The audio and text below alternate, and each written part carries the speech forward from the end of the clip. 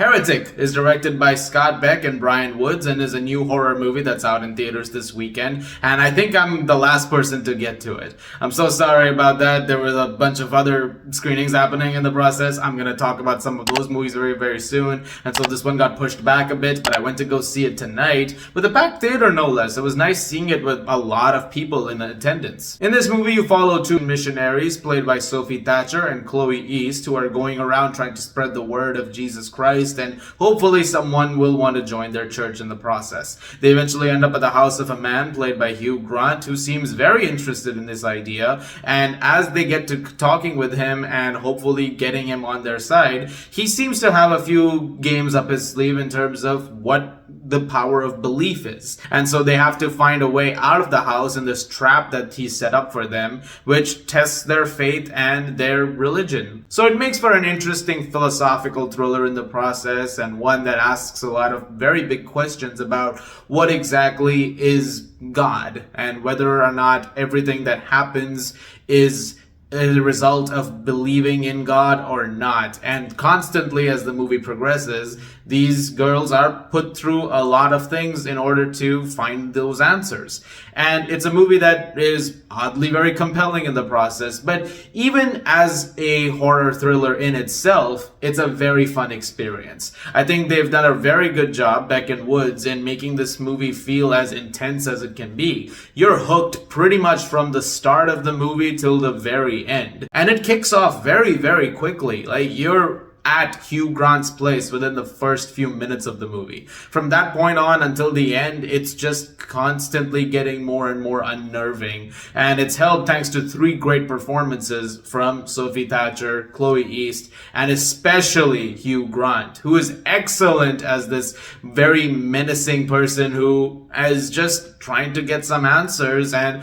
going through a lot of different lengths to get those answers. And as the movie progresses, he just has a great time playing this role, and you can tell it was a joy for him to do this. I don't think this is the first time he's played the villain, though. He has played a villainous role in other things as well. I mean, in the Paddington movies, he was a villain, but those are more fun. But I remember the more menacing one recently was The Undoing with Nicole Kidman, which I think spoils the show a little bit, but anyway, that came out during lockdown, so anyway, he's good in this movie though, is what I'm saying. And Sophie Thatcher and Chloe East are great. I've been saying this about Sophie Thatcher for a while, but from Yellow Jackets to here, her performances are increasingly getting better and better, and she's definitely got a very bright future. But Chloe East in this movie is great. There are some scenes which really are banking on her, and there are scenes that she has to fully take command of the script, and she manages to do a really, really great job of it. It also looks great. The cinematography from Chung Hun Chung is excellent, and there's some excellent production design as well.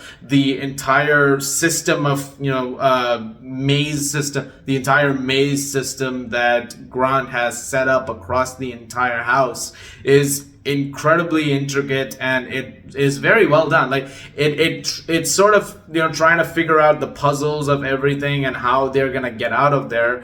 It's very enthralling stuff, and like I said, it really does keep you on the edge of your seat, and you're having so much fun with it that every now and then when it slips up, when it comes to dealing with those themes about the power of faith and belief and the religion that they follow, there is this certain sense to it that even despite that, the movie manages to retain its footing for the most part and just be a very enjoyable viewing experience as a result of that.